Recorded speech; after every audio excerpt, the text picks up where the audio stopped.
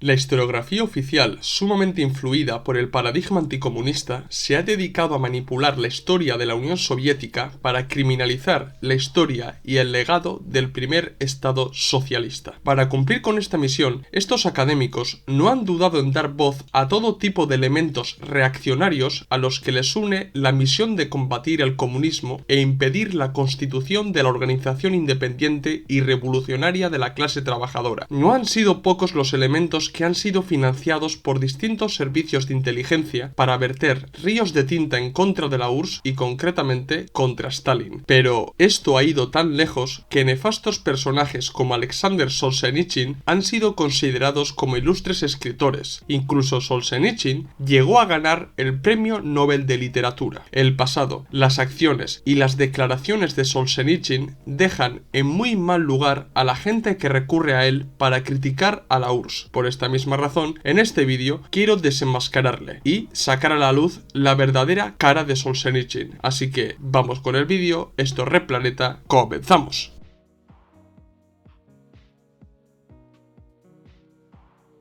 La verdad es que Alexander Solzhenitsyn es un personaje muy polémico a la vez que contradictorio, porque cuando uno investiga su vida, sus obras y sus declaraciones, se dará cuenta de que es difícil clasificarlo en una ideología concreta. Pero lo que está claro es que fue un firme anticomunista y que el mundo académico occidental lo ha convertido en uno de los iconos más populares de la literatura de la Guerra Fría. Sé que muchos conoceréis su vida, pero me imagino que otros desconocerán su biografía, de modo que haré un breve repaso a la vida de Solzhenitsyn y después entraré de lleno con las mentiras que escribió y sus nefastas declaraciones que sorprendieron incluso a los agentes más imperialistas. Alexander Isayevich Solzhenitsyn nació el 11 de diciembre de 1918 en Kislovodsk. Solzhenitsyn era hijo de un terrateniente cosaco que murió antes de que su hijo naciera y de una maestra que tuvo que sacar adelante a su familia en los primeros años de la Rusia soviética marcados por la guerra civil y el comunismo de guerra. Solzhenitsyn cursó sus estudios de física y matemáticas en la Universidad Federal del Sur en Rostov del Don y allí pasó una gran parte de su adolescencia. Acabó sus estudios prácticamente al comienzo de la Gran Guerra Patria, por lo que se enroló en el Ejército Rojo y sirvió dentro de las filas del ejército. Participó en la Gran Guerra Patria como transportista y como oficial de artillero, y llegó a ser nombrado capitán y teniente primero. Aunque no lo crean, Solzhenitsyn estuvo presente en una de las mayores batallas de tanques de la Segunda Guerra Mundial, que fue la batalla de Kursk. Pero Solzhenitsyn no duró mucho en el Ejército Rojo, porque fue apresado por sus superiores al interceptar varias cartas suyas en el que criticaba la dirección de Stalin en la guerra. Dijo que Stalin era peor que Hitler, que toda la guerra se podía haber evitado si el gobierno soviético y la Alemania nazi hubieran llegado a un firme compromiso,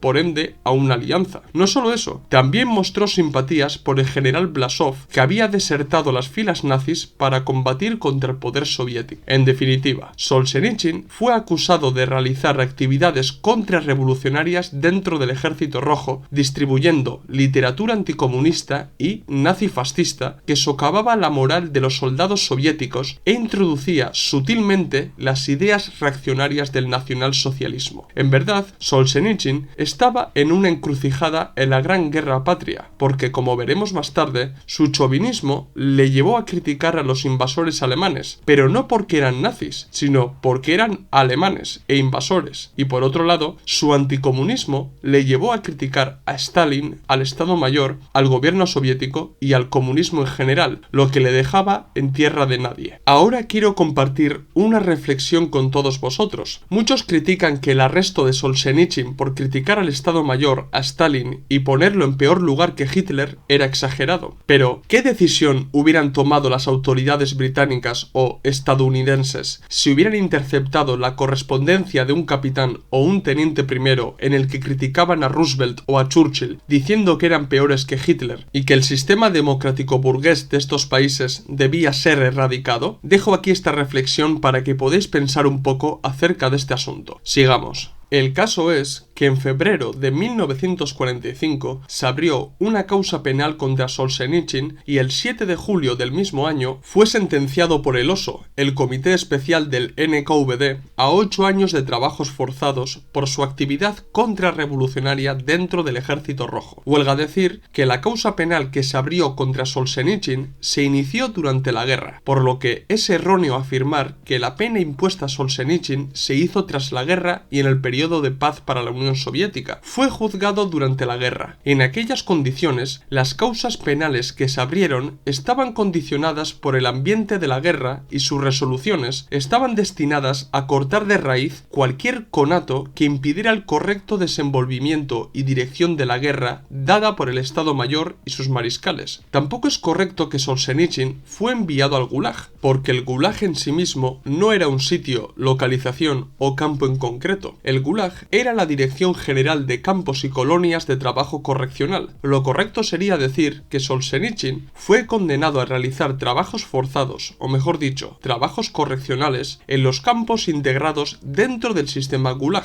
Esto lo digo porque la gente manifiesta un profundo desconocimiento acerca de lo que era el Gulag y lo asocian a los campos, cuando los campos eran los campos y el Gulag era la institución o dirección general encargada del correcto funcionamiento de dichos campos. Estuvo en varios campos de trabajo del Gulag, pero fue trasladado a una Sarashka en el norte de Moscú, que eran ciertos laboratorios secretos que formaban parte del Gulag y al que eran enviados varios presos del Gulag que tenían conocimientos en el campo de la matemática, química o física. En 1950 fue trasladado a otro campo en Ekibastuz, actual Kazajistán. Aquí quiero destacar dos cosas. En sus libros Archipiélago Gulag y El primer círculo, Solzhenitsyn subraya el tortuoso trabajo físico que lo obligaron a realizar, las gélidas noches que vivió y las pésimas condiciones en las que vivió. Pero estas tres afirmaciones de Solzhenitsyn se pueden poner en duda al tener en cuenta varias cuestiones. 1. La mayoría de la pena que cumplió Solzhenitsyn se basó en realizar trabajo en laboratorios secretos del Gulag, de modo que se dedicó mucho más tiempo al trabajo intelectual que al trabajo físico, aunque tampoco se puede negar que Solzhenitsyn realizara trabajo físico, porque sí lo hizo, pero una gran parte de su condena la cumplió realizando labores para laboratorios secretos del NKVD. 2. Cuando Solzhenitsyn habló de las gélidas temperaturas que soportó, no voy a poner en duda el frío que pudo haber vivido en Moscú, pero lo cierto es que él vendió la idea de que los campos del Gulag estuvieron ubicados en la profunda Siberia, donde hace un frío incomparable con el de Moscú. Pero si miramos un mapa en el que aparecen las localizaciones de los centros del Gulag, nos vamos a dar cuenta de que concretamente en Siberia apenas había centros de trabajo correccionales y que la mayoría de ellos estaban concentrados en la Rusia occidental. Además, Solzhenitsyn también estuvo en Kazajistán, donde las temperaturas de las tierras kazajas son mayores que las de Rusia, y ni qué decir si las comparamos con las de Siberia. 3. Solzhenitsyn habló de las pésimas condiciones de vida en los centros de trabajo y que los presos no recibían apenas asistencia médica, pero su hipocresía parece que no tiene fin, cuando tergiversó dos cosas sumamente importantes. Por un lado, desarrolló un tumor por el que fue operado por las autoridades soviéticas y esto fue admitido incluso por él, ya que esta experiencia le sirvió para escribir la novela Pabellón del Cáncer. Por otro lado, Solzhenitsyn manipuló el tratamiento dado por las autoridades soviéticas en los campos del Gulag. En este sentido, existen varias investigaciones importantes que describen realmente los aspectos históricos de los campos del Gulag. Quiero destacar las investigaciones de Zenskov, que fue el historiador encargado de cuantificar las represiones en los años de Stalin, y sus dos investigaciones son Gulag, aspecto histórico y sociológico, y víctimas del sistema penal soviético en los años anteriores a la guerra, un primer acercamiento sobre la base de pruebas de archivo, que aunque en el título diga anteriores a la guerra, también habló de los años durante la guerra y en la posguerra. A su vez, es interesante destacar un informe de la CIA acerca de los campos de trabajo correccionales en la URSS que fue distribuido en 1957 y que ya se encuentra desclasificado, aunque contiene varias partes que aún están censuradas. Posteriormente lo desarrollaré más, pero para demostrar las exageraciones y mentiras de Solzhenitsyn, quiero destacar que los presos del Gulag elegían al personal que trabajaba en el Gulag.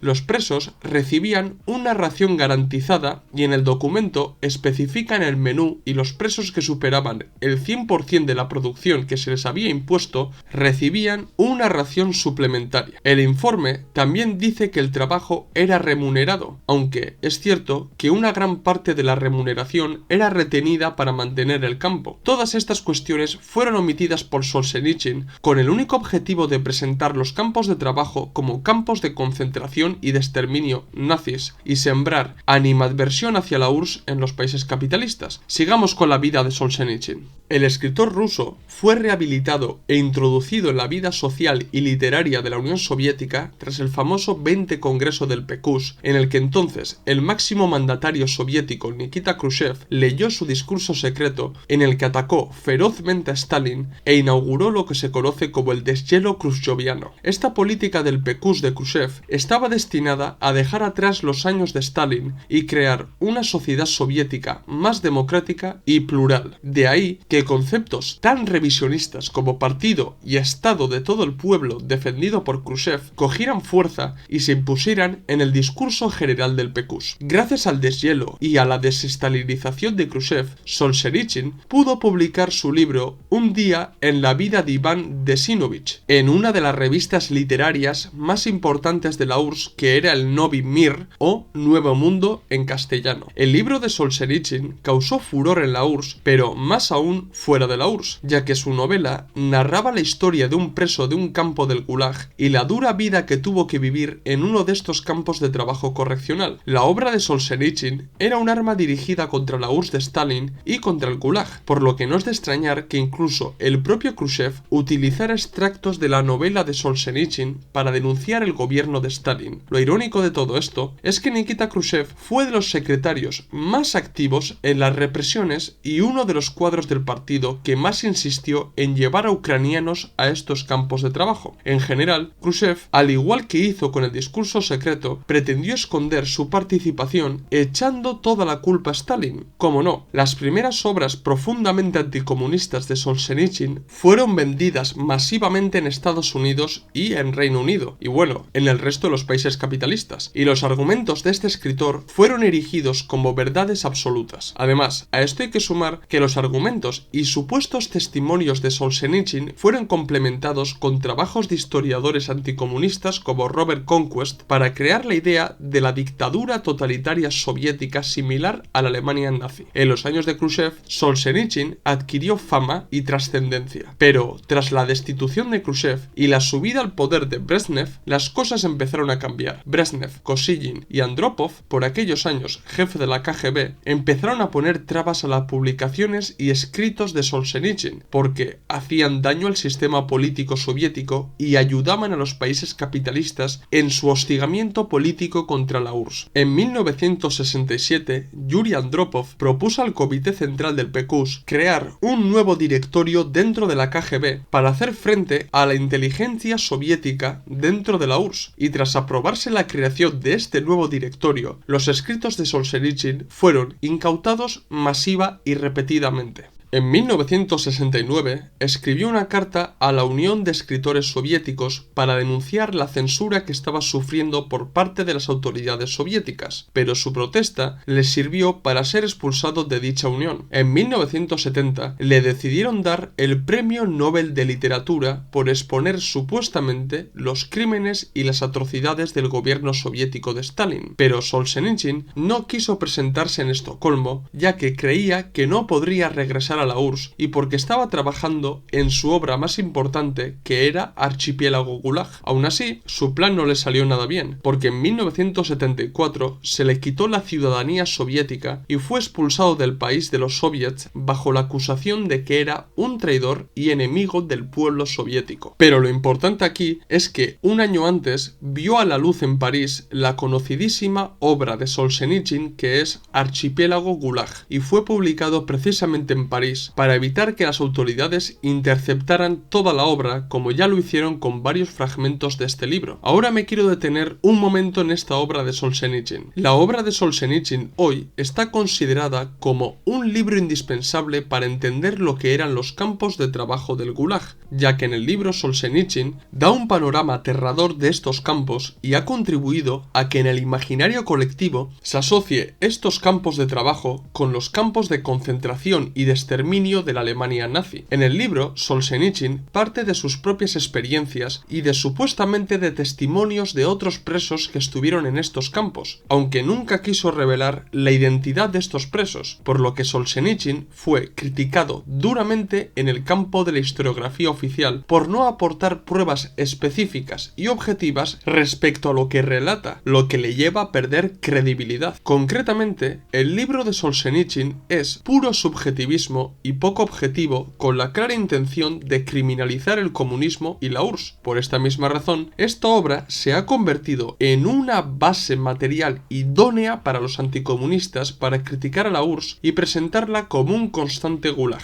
Antes he mencionado lo que el informe de la CIA decía acerca de la vida concreta dentro de los campos del gulag y que pone en serios aprietos a Solzhenitsyn, pero es que él también se aventuró a dar cifras concretas sobre los muertos y los presos. Por ejemplo, Solzhenitsyn sostuvo que entre 1937 y 1938 hubo 3 millones de muertos en los campos, pero esto no es cierto, porque según el informe sobre la información sobre la tasa de mortalidad de prisioneros en el sistema Gulag para el periodo 1930-1956 de la Fundación Alexander Yakovlev, que extrajeron los datos de los materiales ORZ Gulag, durante esos años hubo un total de 139.710 muertos, que no deja de ser un número elevado, pero para nada se acerca al número proporcionado por Solzhenitsyn. A su vez, este informe especifica que desde 1930 a 1956, esto es, en los años en los que se institucionalizó los campos partiendo del Gulag, en total hubo 1.606.748 muertos en los campos del Gulag. Para ser objetivos, también debemos partir de la tasa de mortalidad de estos campos para comprobar si realmente pueden ser equiparables a los de los campos de concentración y de exterminio nazi. Según Nicholas Berth, autor que colaboró en el libro negro del comunismo, en los años de anteguerra la tasa de mortalidad osciló entre el 3 y el 7%. Es cierto que en los años de guerra aumentó esta mortalidad debido a la concentración de presos de guerra y a las malas condiciones derivadas de la situación de guerra, y los porcentajes son los siguientes: en 1941 6,1%, en 1942 24,9%, 1943 22,4%, 1944 9,2% y en 1945 5,95%. En los años de la posguerra y hasta el cierre total de los campos, el porcentaje osciló entre el 0,4% y el 2,2%. Si se hace una media de la tasa de mortalidad en los 26 años que estuvieron funcionando de manera institucionalizada estos campos, nos da una tasa de mortalidad del 5,22%. Estas cifras entran en conflicto con los testimonios dados por Solzhenitsyn y por el panorama que presentó a toda la comunidad internacional. Ni qué decir que el mismo Solzhenitsyn también se aventuró a decir que de 1919 a 1959 el comunismo soviético acabó con la vida de 110 millones de personas, superando las cifras dadas por Stefan Courtois en el libro negro del comunismo. Todas estas cifras tienen que hacernos pensar sobre la veracidad de Solzhenitsyn y su verdadera misión, que era manipular y presentar a la URSS como una dictadura totalitaria similar a la Alemania nazi, dando alas a la falsa asociación de que Hitler y Stalin eran lo mismo, o peor aún, de que Stalin fue inmensamente peor que Hitler.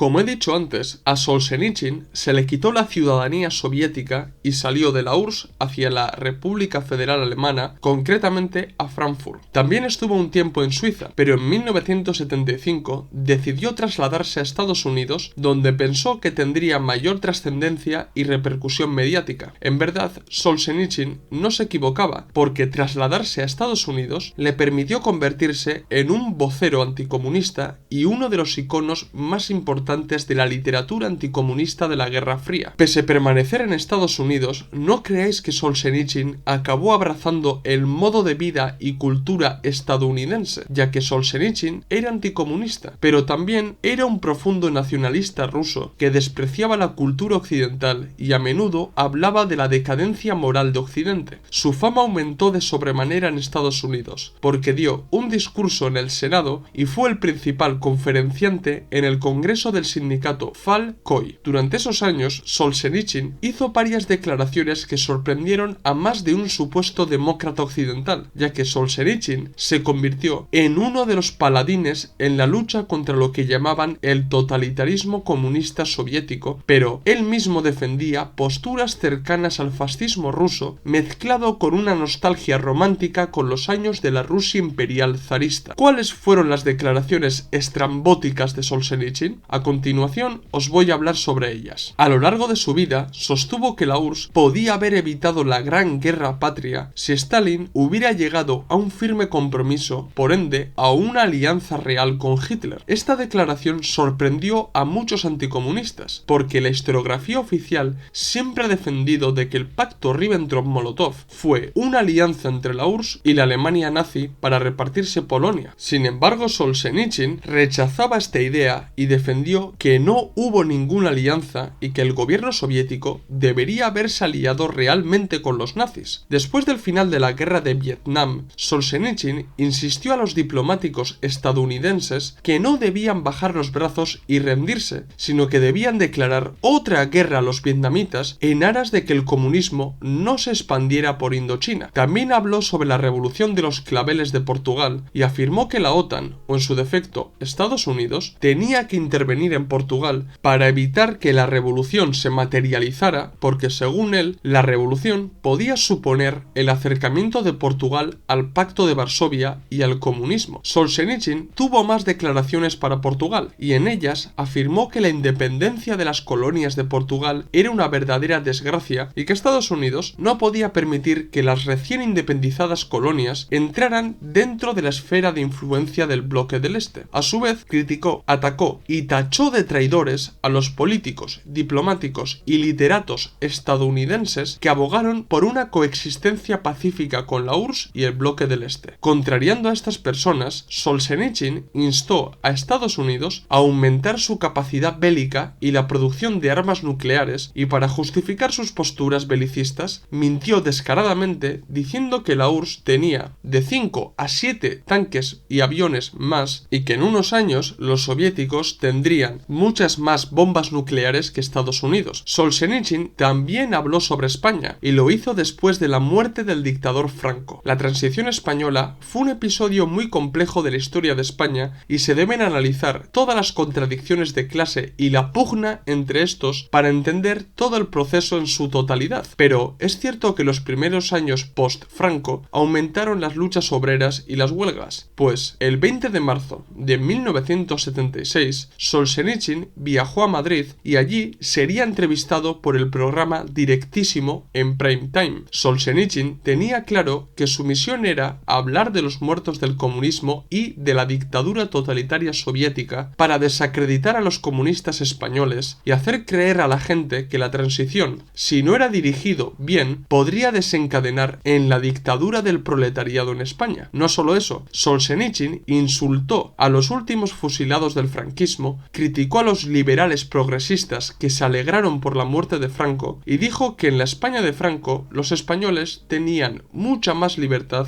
que la Unión Soviética. En los últimos años de la Unión Soviética, Gorbachov facilitó el regreso de Solzhenitsyn a Rusia, pero no fue hasta 1994 cuando Solzhenitsyn regresó definitivamente a Rusia. Sí quiero destacar que Solzhenitsyn había estado desconectado de la verdadera realidad de Rusia durante 20 años, por lo que se creó una imagen distorsionada y estereotipada de la sociedad rusa. Tenía la esperanza de que el desmantelamiento de la URSS sacara a la luz la verdadera verdadera naturaleza reprimida de los rusos, que tenía mucho más que ver con el zarismo que con el comunismo. No obstante, Solzhenitsyn se sorprendió de sobremanera porque al regresar encontró una sociedad rusa fragmentada en nostálgicos del comunismo y de liberales pro-occidentalistas. En verdad, Solzhenitsyn se quedó en tierra de nadie. Era un verdadero dinosaurio político para los rusos, ya que su odio hacia el comunismo lo alejaba de los nostálgicos, pero su rechazo al liberalismo occidentalista por la decadencia moral del mal llamado mundo libre lo dejaba solo. Con la llegada de Putin al poder, Solzhenitsyn recobró importancia en el mundo de la literatura de Rusia, ya que el gobierno de Putin le interesaba distanciarse de las dos corrientes políticas que estaban en auge a finales de los años 90 y pretendía ofrecer una tercera opción nacionalista y derechista al pueblo ruso. Solzhenitsyn entendió que el nuevo gobierno ruso estaba alejado de la influencia occidental decadente y que podría unificar la nación partiendo de un liderazgo fuerte apoyada en las fuerzas interiores de Rusia y sin depender de Occidente. Es totalmente cierto que la relación entre Putin y Solzhenitsyn fue cordial y que incluso sobrepasó este límite, y Putin llegó a utilizar a Solzhenitsyn para justificar muchas de sus decisiones y acciones políticas, como fue por ejemplo con la Revolución Naranja de Ucrania del 2004. Solzhenitsyn falleció el 3 de agosto de 2008 a la edad de 89 años a consecuencia de una insuficiencia cardíaca. Putin acudió al entierro de Solzhenitsyn y llegó a afirmar lo siguiente: estamos orgullosos de que Alexander Isayevich Solzhenitsyn haya sido nuestro compatriota y contemporáneo. Lo recordaremos como una persona fuerte, valiente y con una enorme dignidad. Bien, hasta aquí la vida de Solzhenitsyn, que como habréis visto está llena de contradicciones, pero que a su vez sigue una línea ideológica concreta que es el nacionalismo ruso, el anticomunismo y el rechazo a Occidente. De modo que ahora voy a indagar un poco en el pensamiento y la ideología de Solzhenitsyn. Para empezar, está claro que Solzhenitsyn fue un firme anticomunista que tachó a la URSS de Estado totalitario y criminal. Ahora bien, sus críticas hacia la URSS no estaban dirigidas tanto por su configuración estatal, su postura geopolítica o por la base misma del aparato estatal, sino que su crítica estaba dirigida hacia el comunismo y por el carácter occidental de este. Solzhenitsyn criticó el comunismo y en concreto el marxismo, incluso fue a las raíces filosóficas del marxismo para criticar el materialismo y la dialéctica, calificándolas como corrientes filosóficas occidentalistas que poco tenían que ver con el pensamiento ruso. Para que os hagáis una idea, Solzhenitsyn prefería una URSS sin socialismo y sin la meta de alcanzar el comunismo. Le fascinaba la idea antioccidental soviética, la actuación del gran país y que la mera existencia de la URSS era el contrapeso de Occidente en el mundo, pero todo eso debía ser reelaborado sobre una base nacionalista rusa, el respeto a la propiedad privada y la vuelta a los valores tradicionales rusos cercanos a lo que podía reflejar en su momento el zarismo y los partidos pro-zaristas. Solzhenitsyn consideraba el comunismo como lo peor que había pasado por la historia de la humanidad y su apoyo a cualquier régimen dictatorial anticomunista lo argumentaba diciendo que el comunismo no podía ser combatido de otra manera que con la plena violencia y con el profundo odio a su sistema y pensamiento. Aquí Solzhenitsyn entró en una grave contradicción consigo mismo, porque era consciente que en la URSS y entre los simpatizantes del comunismo la mayoría eran rusos, y él alababa al pueblo ruso y sus peculiaridades. Sin embargo, estaba dispuesto a hacer una excepción con los comunistas rusos y estaba de acuerdo en acabar con estos elementos de la sociedad rusa. Mucha gente, incluso los académicos estadounidenses,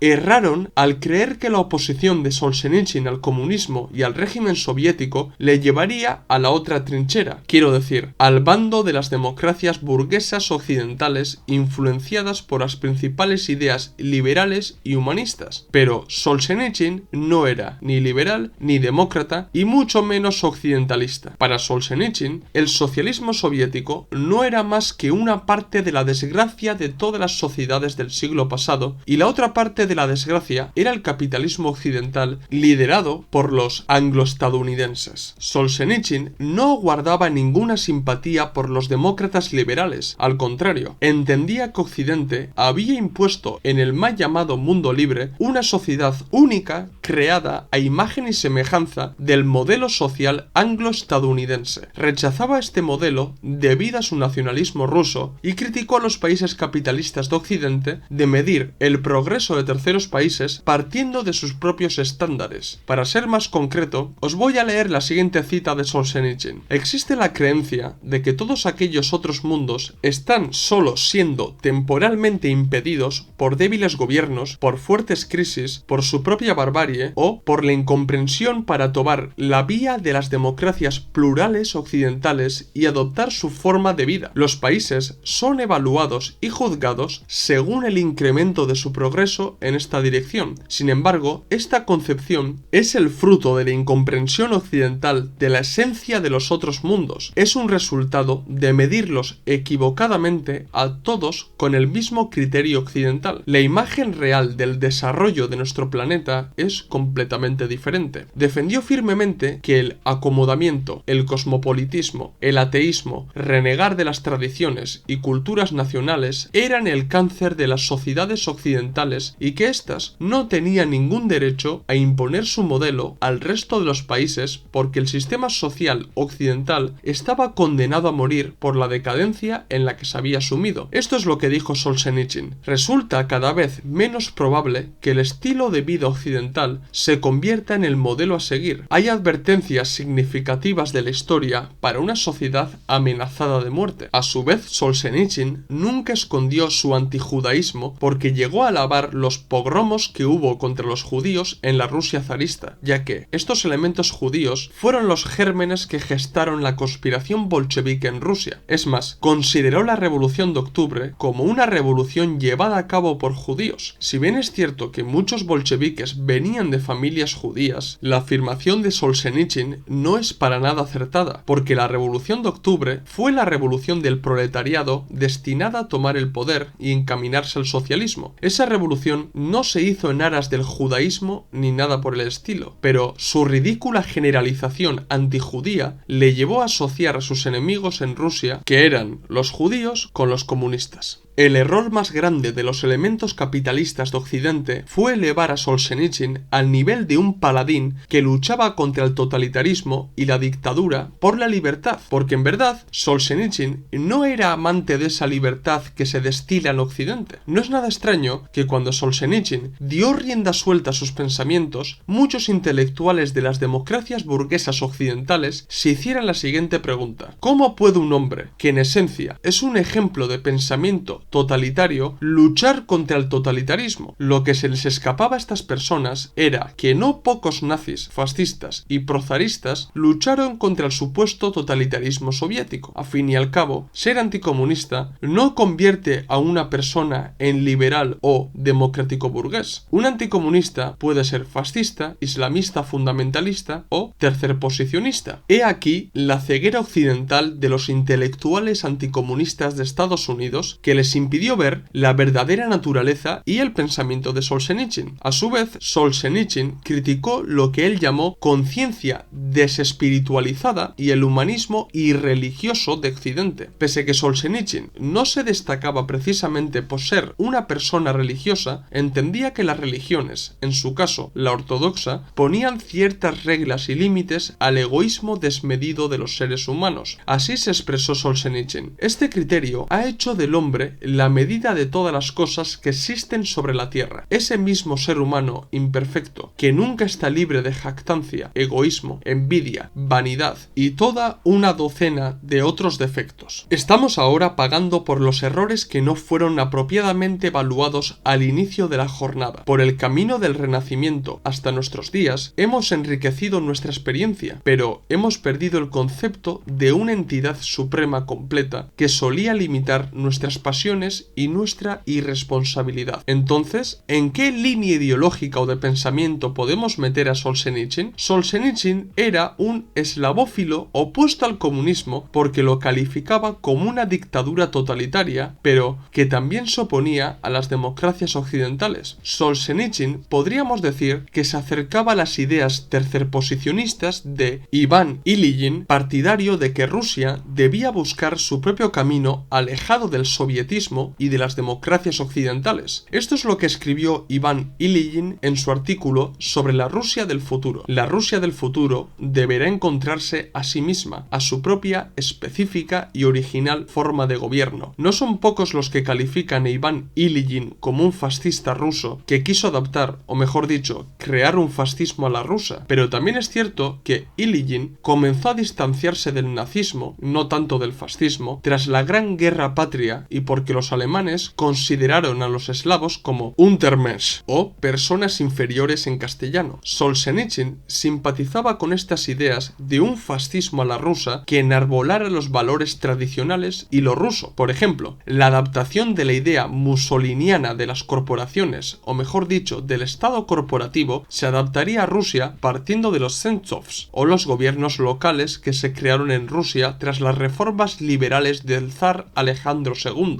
Partiendo de estos Zemstvos, se podría buscar una armonización de las clases rusas, proletarias y burguesas, campesinas y kulaks, y proteger la nación rusa del comunismo y de las influencias destructivas y cosmopolitas de Occidente. También se ha considerado a Solzhenitsyn como un seguidor de las ideas de Heidegger, aunque en mi opinión, Solzhenitsyn estaba más cerca del ya citado Iván Ilyín que de Heidegger. Alexander Solzhenitsyn fue un autor sumamente anticomunista, contradictorio y polémico que destacó en la Guerra Fría. Se convirtió en un ariete de la intelectualidad occidentalista contra el comunismo. Es más, la generalización del Gulag ha sido gracias a Solzhenitsyn. No obstante, la inteligencia occidental no reparó en la verdadera ideología de Solzhenitsyn y para cuando se dieron cuenta de a quién habían dado voz fue demasiado tarde. ¿Qué os ha parecido el vídeo? ¿Os ha gustado? ¿Os gustaría que hiciera otro vídeo desenmascarando a algún otro personaje anticomunista? Hacérmelo saber en los comentarios y sugerirme nuevos temas para que trate en futuros vídeos. Dar like si os ha gustado el vídeo, si sois nuevos suscribiros al canal, recordad que en la descripción del vídeo tenéis el enlace de PayPal para donarnos dinero y ayudarnos a crecer. También tenéis los enlaces de los documentos escritos por nosotros y que están a la venta en Gumroad. Pasaros por el blog de entrevistas donde tenemos entrevistas muy interesantes y seguirnos en las redes sociales Twitter, Facebook, Instagram y TikTok. Esto es todo, nos vemos en el próximo vídeo. ¡Salud, camaradas!